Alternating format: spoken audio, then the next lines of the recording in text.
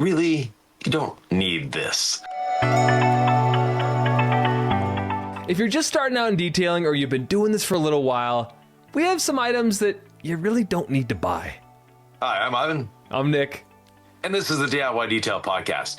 Today we're going to go through certain items that you may not need. I just finished going to Mobile Tech Expo. Thanks everyone for coming. Great show. If you're ever in Florida at the end of January, beginning of February, plan on going to Mobile Tech Expo. It's a great, it's not only a great show, it's a great educational experience. On the Thursday, there's educational sessions all day long. The show floor is not open, so you can't visit booths. The only thing you can do on Thursday is go to classes, and I recommend you take as many as you can. The other aspect of that, so the Friday and Saturday, it's the show floor that's open, and there's a lot of kiosk and booth there and people selling all sorts of stuff. And I was walking through and looking at different things, and it's like, really, you don't need this. Those were some of the items. And the show is, I'd say, half detailing and half PDR. And the PDR guys have it worse than detailers because they go by these booths that have hundreds and hundreds of different rods to push out dents. And it's like, oh, well, this one's a 1/4 inch longer than that one. And this, it's like, if someone wanted to, they would have a whole truck full of stainless steel rods to push dents out and still not have all of them. So with detailing though, there are some things that you don't really need the first day, but you get tempted because you see everyone using these on social media. And social media is great at selling you things, but at the same time, we're trying to make you not buy everything. So what would you say is the one that is just like burning in your chest? You got to tell the people, hold off. You don't need this right now or if ever. Yeah, the extractor. The extractor. Oh, no. Yeah, I know. I love the extractor. It hurts your soul, I know. But an extractor is a good tool to have, but it's not a tool you need the first day. And, in my shop, we did thousands of cars a year. We might have used the extractor on 2 or 3 cars per year. So it's not a necessity. And if the car is that bad that you need an extractor, you can simply say to your customer, that doesn't qualify for my service. That's it. Yeah. It's not a tool that you need. And a cheap extractor like the little Bissell, vac that you can buy at Walmart for $99, that'll sort of do the job, but it's not heated and, it's not very strong. So that's sort of a waste of your time more than anything else. And if you do get a job that you absolutely need an extractor, go down to the rental place and rent one. Just add that $40 rental fee into the cost of the job. Rent it, use it, give it back. I like to have the extractor to do the full level detail, but I also hear what you're saying. Like, you're here passionately pleading to people, like, listen to me, be profitable, be an entrepreneur. A lot of professionals who are making money detailing do not use extractors. I always was privy to one, or I always was like partial to it, is the way to put it. Because I felt like it really did the best deep cleaning of carpets, but it did take a lot of time. It takes time, it takes effort, and you need to build your clientele up to that price level as well, because every minute you spend detailing should be charged to the customer. So if you're using a tool that takes more time, that means you need to charge your customer that. And if you're a mobile detailer, the extractor then that parlays into a generator, and having a strong enough generator for that, carrying enough water for that. And every drop of water you put into a car, you have to take out of a car. And an extractor does not take 100% of the water it puts in out. So you need to have fans, you need to have blowers, you need to have the car running, whatever. It's expensive to. Yeah. You're making me realize how expensive it is to do it. Yeah. And you're advising not to do it. So I see needed, the wisdom. Yeah. If needed, do it. But you'll find that dry brushing an interior is a lot faster than extracting, because most of the dirt in a carpet, if you don't put moisture in it, it's going to come out with a brush and a vacuum. And you can have a brush on a polisher, whatever, a drill brush. They work, they're inexpensive. They'll get that dust out of the carpet, you'll vacuum it away, and you're not creating mud in the carpet. And there's not many cloth seats on the market anymore, so you don't really need an extractor for cloth seats. And so you're getting the extractor for cloth seats for the beat up mommy van, and chances are just stereotyping here, not a mommy van, but just like if it's an old van with cloth seats that are stained to heck, is that customer really your $600 interior customer? No. Can they afford that when they're bringing you so that's the whole game, Ivan, is it looks good on social media and the extractor pulls are very satisfying to watch and you are delivering good results. But yeah. And then if you're just doing it on carpets, are they going to notice on the black carpet that you perfectly extracted everything and then had to put another mat on top of that anyway that covers a lot of that up? So it is a rabbit hole that I like knowing how to extract and how to use that process, but it does take a lot of time. You also have very strong feelings toward these mini polishers. Yeah, so mini polishers, the smallest polisher we had in our shop was a 3-inch polisher, and we used it very infrequently, about as much as the extractor. So I've always used a 6-inch pad, and a 6-inch pad is something that isn't as popular in the industry as the 5-inch, but our polishers come with both a 6 and 5-inch backing plate, so you don't have to go out and buy another backing plate, but a 6-inch pad can get into places that even the small polishers can't get into. And especially with the rotary, you can put an extension shaft on the rotary, you can put a 3-inch backing plate on that extension pad, and you can get in just about everywhere. So you don't need another tool to do the job. So you think all micro or mini polishers are a waste of money, or would you invest in one? Or like when would you invest in one if you were starting your own business? Like I said, I had a 3-inch polisher and it was very rarely used. The micro polisher, we saw one that was a 1/2-inch polisher. I mean, get a Dremel at that point. What is a 1/2-inch polisher? Literally, the pad was the size of the end of my baby finger. So it's like doing this, so completely not useless, but that really slows people down. I've seen some people actually trying to polish a whole car with a 3-inch polisher. Looking at you, Nick. Who's that? I was wondering who you were talking to. Yeah, but you're not alone. I've seen other people do it as well.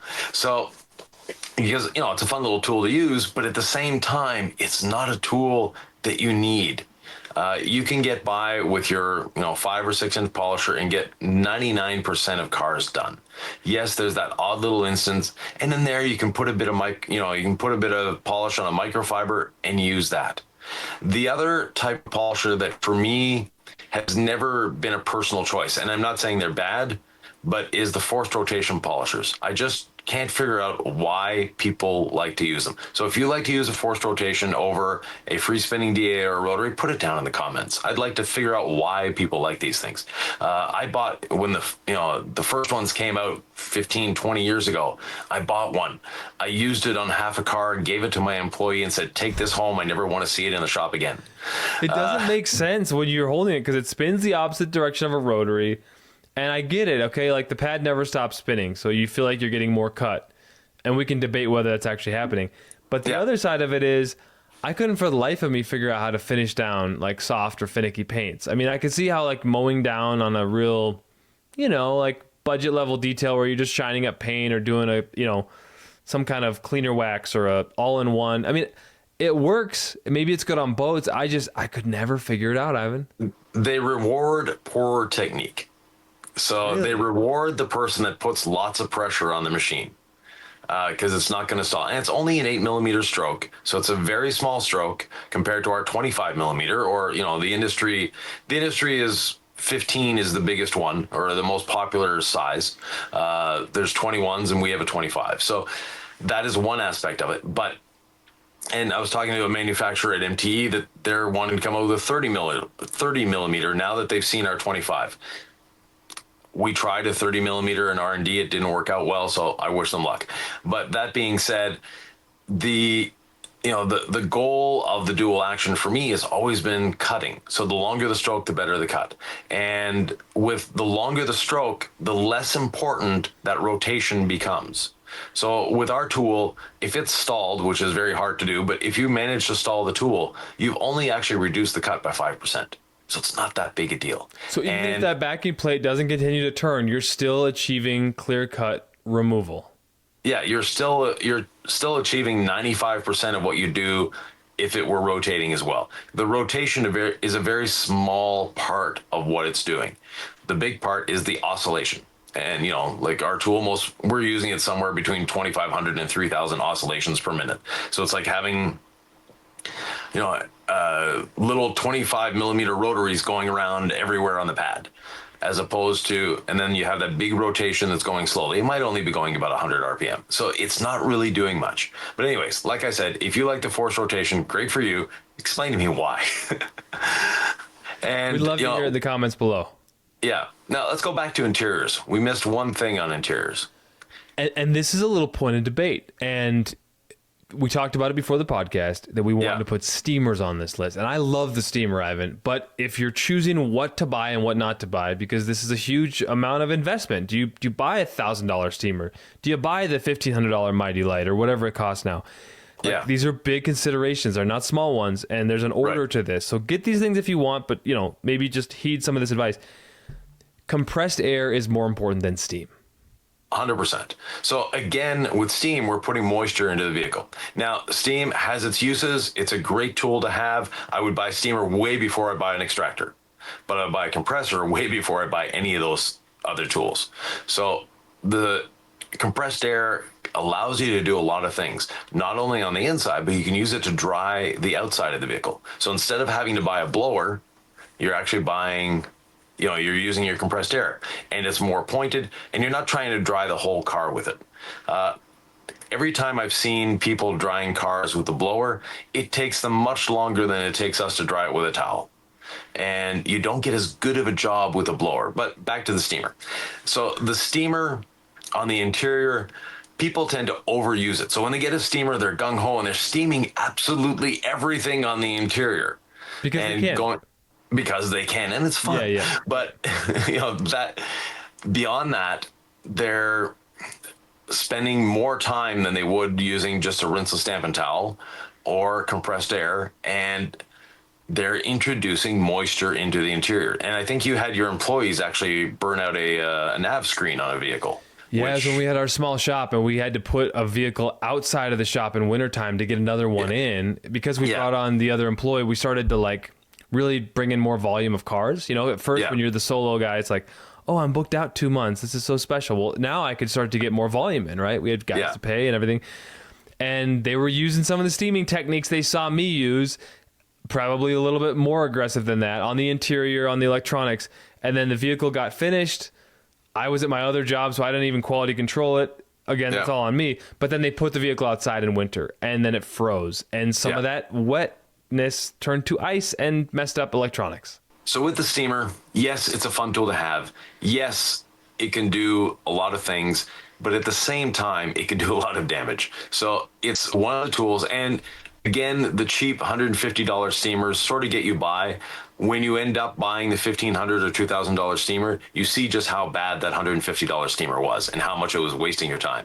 But the $1,500 or $2,000 steamers are great. But again, the ROI on those is very low because they actually can slow you down. We used to use lots of steam in our shops, and we went away from it simply because the employees were like, it's faster to not use the steamer.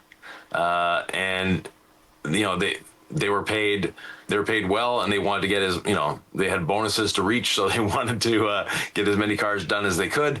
And they by themselves just stopped plugging in the steamer, or this car doesn't need it. And eventually it worked out that no, most cars don't need it. So that's another thing, the steamer. And one little last thing on the interior, and some people use these on the outside as well, those really fine makeup brushes.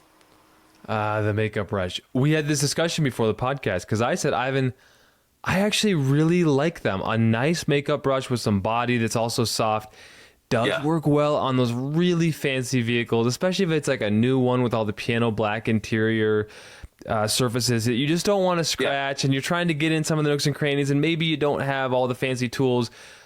Like one makeup brush, one good makeup brush, not 7. Having one is great, but I've seen people that they're wearing like the detailer's helper belt, and they'll have 4 brushes in it for the interior. Oh, well, this one I use on the steering wheels, and this one I use on the door panels, and no, you don't need to go that far. And this is definitely the fault of social media, 100%. And that is the little brush going in circles, creating foam on the door panel, and just foaming the cleaner up and then trying to wipe it away. That's just taking a lot of time. and it's hard on your wrists. Not, so there, but it looks really cool on social media, and that's why people try to replicate that. So if you're getting into detailing, you're just starting detailing, and then you're going down the rabbit hole of Instagram and Facebook and TikTok and YouTube, and you see these people with that little brush going in circles and foaming up the door, but it really does look cool, and it's fun to play with foam. But again, if you're trying to make this as a living, that brush is definitely slowing you down. So caution on too many of these makeup brushes. We've hit the micro polishers, extractor, steamer. One tool that we love to use, Ivan, that you absolutely do not need but does make life easier, is a detail keg. To me, it's not a necessity, but it's a really, really, really nice thing to have. So a lot of people have commented on our videos. It's, but you're using a $400 keg. Yes, we are. It saves time. So the keg is one of those tools that if you're looking at something to invest in, you don't need it right away. You can go to the hardware store and buy a pump weed sprayer that will do exactly the same thing as the keg, but you're going to be pumping it often, and it's not going to last as long. You don't have as much pressure behind it. So the keg has advantages, but it's not something you need day one. So if you see us using the keg in our videos, shout out to Scott Graves. He builds a great keg, and he really integrates safety into it. Some people selling kegs on the market actually tamper with the safety valve on it, and so you can put more pressure in it because, I can take it. Scott actually reduces the safety valve in it. So it comes from the factory with 130 PSI. He knocks it down to 100. That way you can't overfill it.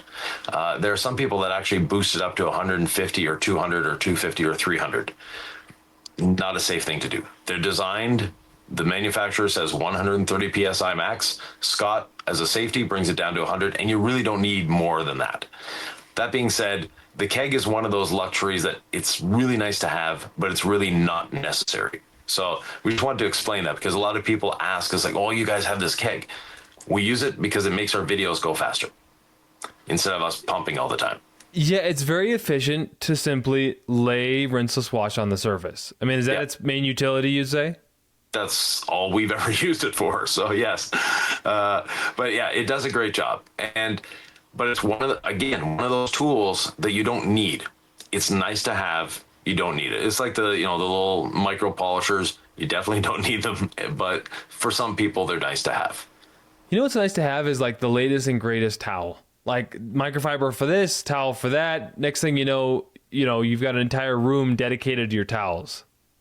Yeah, and microfiber towels are great, but some people go overboard in the sense that, I've got a towel to do this, I've got a towel to do that, I have another towel that does this, and for this job, I want this color towel, for this job, I want this color towel, and this one I use when drying rinseless, this one I use when drying soap, and this one I use for wheels, and this one I use for wheel wells, and this one I use for door jams. And in our shop, we had a very, very simple towel system. We had a drying towel, and we had a utility towel, and we had a coating leveling towel. That was it. And the utility towels would be degraded as they went. So they started off on paint, then interiors, then door jams, then wheels and glass. But they went down the hierarchy. And after glass, they became shop rags for working on the car, for oily hands, and then they made it to the garbage. But that being said, the tendency in the market is, you look at any towel sales site, they have 50, 100 different towels. You don't need every one of them. The reason they have all those towels is because not everyone likes the same towel. And you might like a specific color. You might like a specific feel on your towel. You might like a specific thickness.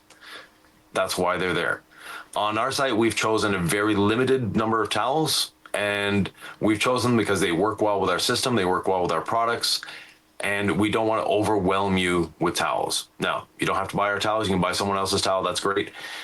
But when you are shopping for towels, look for the best quality as well. You should be looking for 70-30, which is the blend of polyester and polyamide. So the higher the latter number is, the polyamide, the better the towel will absorb, the better it will perform. The lower the number, or the higher the first number, the polyester, the cheaper it is.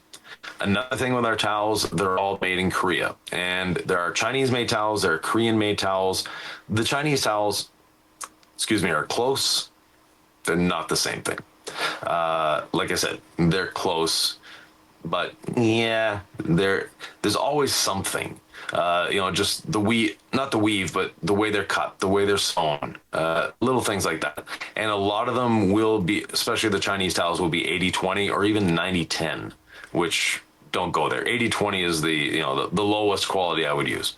So, Yeah, it's interesting to try to parse through it all if you're just brand new. Like, where do I even start? Which towels do I trust? Like, what do I need for what? And it's a lot of trying things and seeing how they work for you. And that's a lot of money you're spending. Yeah, and towels are expensive. You build them into the cost of the job, but someone's starting out saying, okay, I went and I saw this, I looked at all these YouTube videos and Instagram stuff, and I think I need this towel and this towel and this towel. Start with a limited selection of towels and see if you actually need that other towel. And when you have too many things, whether it be towels, chemicals, whatever, it makes detailing less fun because now you're into that overthinking mode. And I've said it many times, overthinking is a competitive sport in detailing. Do not try to be a competitor in that sport. You don't want to do that. You want to be zen. And the less things you have to decide before you start a detail, the more time you're going to have to detail and the more fun you're going to have. When you open the cabinet, and especially if you have employees and they open the cabinet and then they're faced with this wall of products, it's like, okay, which one do I use? Now, for some hobbyists, that's the fun. I want to use this one today and I want to use. But if you're trying to detail for a living, you want to reduce that number of chemicals and towels and tools down to a minimum. The less you have to play with, the less time it's going to take you, the more profitable you're going to be. Less towels, more smiles. I have a college friend actually who's now a surgeon. He has 3 young kids, married, so he has a very busy schedule. But he takes so much pride in rinseless washing his car, and he uses ceramic gloss after every wash. And he was showing me pictures of his Chevy Suburban. He's like so proud of it. He's found something that works great for him that people, he went to a function and they were like, whoa, what happened to your car? And he was telling me this over dinner the other night. He's like, I just used ceramic gloss, Nick. So his name's Nick as well. So shout out to Nick. Oh, yeah. It's just cool to like find something that works for you, that brings you and your customer satisfaction, and stick with it. I don't think you need a ton of different towels starting out. I like you said, like a nice drying towel. I like a plush microfiber just for final wipe downs. And then I like short naps for interiors and then ones that are paint safe as well. So we have our interior towel, which is great because it's got the one side that has a little bit more interesting microfiber texture. Ivan, you can maybe explain a little more, but our interior towel does a nice job for sure on those interior substrates. Right. So the interior towel has a sort of a scrubbing side, and it's not going to scratch. It won't even scratch piano black, but it does have a different texture on one side that really works well on interiors. The other towels that we have, I'll just do a quick run through. So we have the drying blanket. We have our 3-pack of twist loop drying towels. That's it. That's what we have for drying towels. Yeah. We have our magic buffer that once it's sold out, it's gone. Then we have our black. A bit thick for most people. I mean, almost unnecessary plushness. Yeah, it's a fun towel, but it's really not one you need. That being said, we have our plush or fluffy, for a better term, towel, the black one that we use as an insurance wipe. It's great for applying ceramic gloss, things like that. We use it for water spot remover. All these items, it gets used a lot.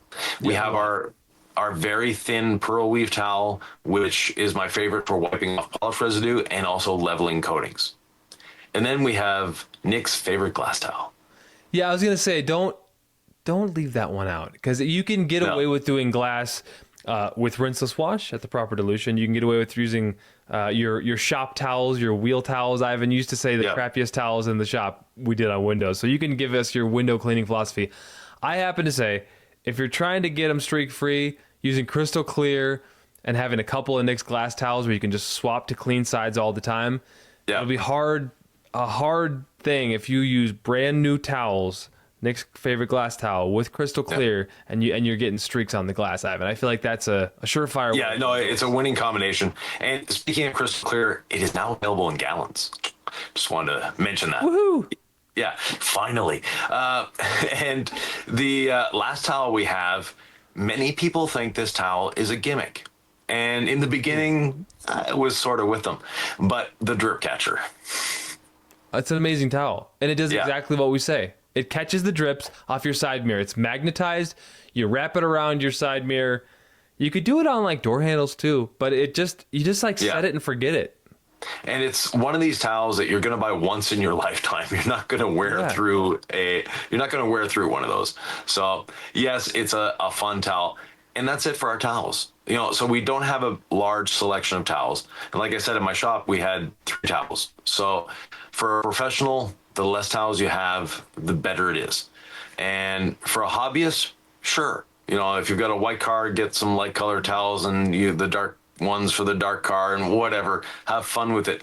But they're not a necessity. They're not something you absolutely need. So when you see that one video, or there's many videos like this, but you see the video where they're showing their towel cabinet and it's like, oh, well, I use this color on this portion of the vehicle and these ones I have reserved for this type of finish and these ones, they're just going a little overboard. Yeah, I hear that for sure. Yeah. I want to segue now to a shop chair because there's a lot of options. There's a lot of different price points, but eventually you're going to be like, I'm bending over too much. I'm here, I'm there. Something that I could sit on that has rollers on it is going to benefit me in my shop. But you don't realize it at first. You think I could do it without it. Very soon you're looking for some kind of solution, Ivan. Right. So, if you've ever been on any detailing group or YouTube video, look in the comments. There's a gentleman there, first from Puerto Rico. His name is Humberto. Great guy. He supports the detailing industry like you wouldn't believe. He doesn't have a chair. He has knee pads. And knee pads are a great tool to have. They're not expensive. You can actually, if you're into Carhartt, some people really like the Carhartt clothing. They have some pants that have built-in knee pads. So knee pads actually get you to a more comfortable level. Let's say you're polishing the side of the vehicle or cleaning wheels. If you're using a stool to clean wheels, you're all hunched over. It's extremely bad posture. So look at your posture. Take a little video of yourself detailing. And if you're, a lot of people start out with that stool from Harbor Freight with the metal base and the little cylinder that pops up and down in the red seat. Everyone's had one. We've all seen it. They're okay, but you'll find that if you're just hunched over, you're bent over. There's some very expensive chairs on the market that look super cool.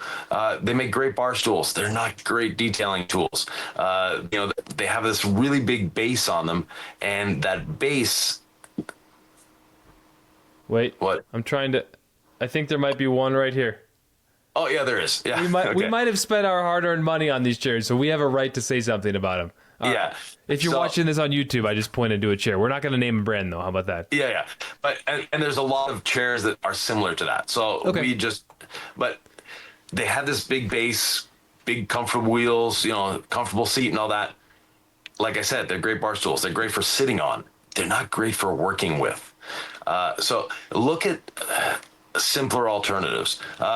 We had a chair, and I think we lost it in a move at some point, but it was just a Harbor Freight chair that was long, low, and had a little shelf in it. But it was actually better than those little round stools that are very tippy, or that big heavy chair that really doesn't do the job. You've seen us in some videos. We're working on a prototype. If you're an aluminum manufacturer, reach out. But we're actually, it's behind Nick's head there, the other side.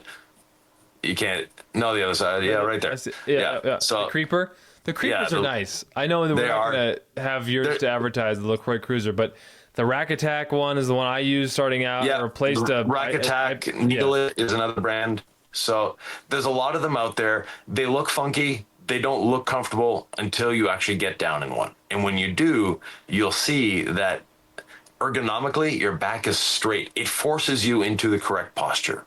And you can get much lower with those. You're not hunched over. You won't have a bad back at the end of the day or at the end of the week or in 20 years from now because of being hunched over. So that's a tool that The one to your other side there is very boutiquey and very much, it's like, oh, if you have one of these, you've made it. Not really. Great marketing. And yeah, great marketing. And they're extremely well built. I won't say anything bad about them in the sense that they're extremely well built. The construction is excellent on them, but just ergonomically, they're going to make you suffer eventually. So you don't need one of those first day. Get a set of gardening knee pads, or even a gardening. They have the little. It's like a mat. That's like 18 by 24 or whatever. Foam. Yeah. Yeah, it's going to save your knees. And one of the employees that I had in my shop was a body man. He was the one that did our painting. He never used a stool. He never used the creepers that we had in the shop. He was always on his knees. But he was taught in trade school back in the 70s that this is how you sit, and his cross-legged on his knees, sitting on his feet, basically. And this is a guy in his 60s. He's still able to do that. So that's cool. Yeah. And, that was sort of the inspiration of the LaCroix Cruiser, in the sense that, that's the posture that we have there. And his back was straight. He was at the level he needed to be. And he didn't have an expensive stool or wheels or anything like that. He was just on his knees, and he'd just shuffle over if he needed to. So I just had this vision of Ivan teaching a yoga class for detailers, like a yoga and stretching class, which actually I feel like could happen. That's a video I've been thinking about doing. So how to, I'd like to show different postures that people adopt. Again, I was at MT, had a polishing contest, and it was just a plaque of metal with paint on a table. And I observed some of the people doing the polishing, and some of them were standing up straight, just holding the polisher and doing a good job. Some people were bent over, their nose almost on the polisher. Their back must have been sore after that. So you don't need to have your nose in the polisher. You don't need to smell the polish. Our gold standard polish smells like bananas. We're telling you now. You don't need to get that close to it to figure out what the smell is. You'll smell it eventually. Yeah. You'll smell it eventually. But that being said, posture is an important part of it. And some things that are sold to help with posture actually don't. So try them out. And if you can't try them out, figure, you might have a chair in the home that's similar in size. Give that a try. A friend of mine that's been detailing for many years, Robert, he uses an old office chair. Really? Yeah. With the back taken off of it and lowered down as far as it will go. That's his, it rolls around easily. I don't know if he picked it up in the trash or, it was just used in his office and just brought it there, but that's what he uses. So it's not, you don't need a big fancy chair. You don't need an expensive chair. The Harbor Freight, the little one that, is disposable as far as I'm concerned, the red seat with the little black base and the tiny wheels that if you hit a pebble on the floor, you're going to be toppling over. Stay away from that one. That's just throwing your money away. And whatever it's worth, we started with one of those in the DIY detail garage when we first started out. So everyone starts somewhere. Yeah. And we quickly went away from that. Yeah, I don't think you bought that one. I think it just ended up in the garage somehow at a Harbor Freight trip. Yeah. And that wasn't your first choice, but I think we used it to put bottles on for our initial photography. So if you see a gold standard polish photo on the website still with sitting on a chair, that was what we found use for. So yeah, we used it more for photography than we did for detailing. But they're true DIY bootstraps days. Yeah. Yeah, exactly. But there are a lot of things that you can also bring from your home to help with detailing. So like that old office chair, that's one thing you could do. Your cell phone, that's something that people don't see as a detailing tool. To me, it's a very important detailing tool. Set your cell phone up on a tripod and film yourself detailing. And you will see your posture. You'll see where you're wasting time, where you're moving back and forth, or getting up, getting out of the car, going to a cabinet, getting something, bringing it back to the car, and again and again and again. You'll see where you're wasting time. Now, at this point, there's one other rather expensive tool, or inexpensive depending on how you look at it, that you don't need when you're starting, that everyone wants. And Cars with Keeve and I am Josh V. If you could turn this off right now. And that is the pressure washer. So we have a pressure washer. It works. It's great. It's fun to have, but it's not a necessity. One of the most successful detailing shops in the U.S., they have 30-some locations. They're doing great. They do not own a pressure washer. Really? It's not a necessity. They use a garden hose. That's all they use. So the pressure washer is a great tool. If you're wanting to foam, you need a pressure washer. But you don't need to go out and buy a $1,500 pressure washer when you're starting. A lot of people will buy a $100 pressure washer, and you might even be able to pick one up less than that on Marketplace. You don't need the big 2-gallon per minute and 2,000 PSI pressure washer. It's not a necessity. You can get foam from the little Ryobi pressure washer that we were in Home Depot today. It was $99 on sale. That will do the job. And when you get into pressure washing, then I need a new gun, and I need this, and I need that. So it adds up very quickly. Like for us, the reel that we have on our wall to hold the hose is like $400. We're not the ones that bought it. It was our partner that bought it, but it's not a necessity. You can roll your hose up on a hook. They're all fun things to have. And again, social media has put peer pressure behind the pressure washer. Oh, you need to upgrade the hose. You need to upgrade the gun. You need this, that, the other thing. You don't need all of this. You can get by with a very inexpensive pressure washer or no pressure washer at all. And even if you have all these tools, it's still going to be work. Yeah. So don't expect like you have all the tools and then it's not work to wash and detail the car. It's still going to be work. It obviously makes it maybe a little bit easier and more ergonomic, and those things can add up over time. You can spend as much money as you want. We're trying to save you money early on so you can be more discerning as you take those next steps.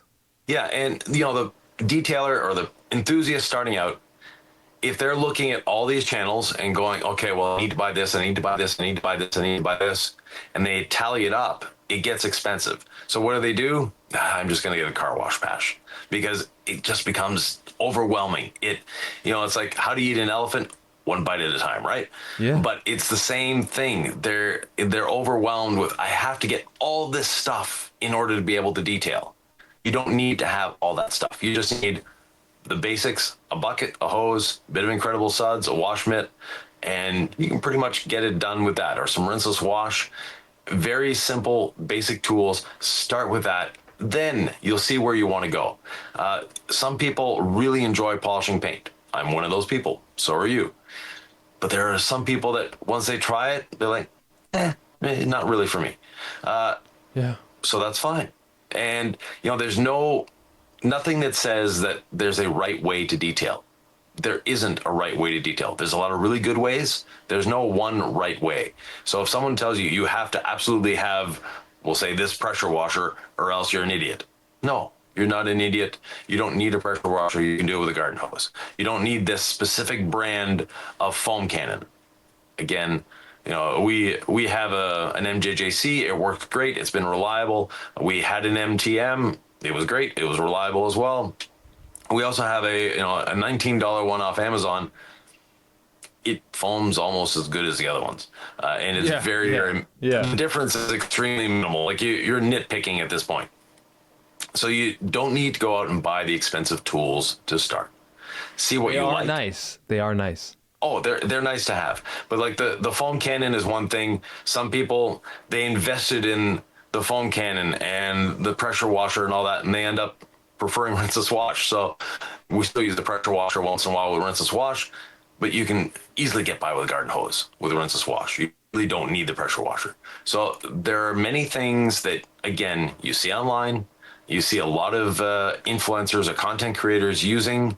They have fun with it. And yes, all these tools that we mentioned are fun. They're great to have, but they're not a necessity. Amen to that. We hope this video, this podcast has given you value. If you feel like it has, maybe you could like the video. Maybe you could subscribe to the channel. It's a free way for us to get supported and for us to feel that love, and then to deliver the value as a reciprocal action, Ivan. Like, we get more subscribers, we keep doubling down on delivering for folks, trying to make sure we're meeting them where they're at so we can keep educating y'all. And we want to know what video ideas you have for us. So if there's questions you have and we see them, we write down little notes. We share them with each other. We're like, let's do a video idea about that. And that's been the source of a lot of videos. So you may not know it, but your question could be the reason a lot of other people learn as well. Exactly. So with that, Nick, what's the next video they might be wanting to watch? Probably the most important video you'll see all day besides this one. It's a podcast episode, but it's a very intriguing deep dive, and we hope you'll click on the link right here. Have fun.